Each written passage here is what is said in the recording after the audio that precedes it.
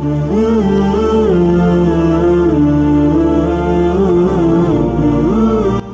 صلی اللہ علیہ وسلم نے فرمایا کہ جو شخص اللہ کی راہ میں جہاد کے لیے نکلا، اللہ اس کا ضامن ہو گیا۔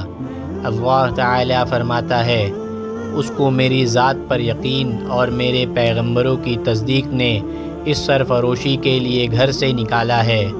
میں اس بات کا ضامن ہوں کہ یا تو اس کو واپس کر دوں ثواب اور مال غنیمت کے ساتھ، یا شہید ہونے کے بعد جنت میں داخل کر دوں۔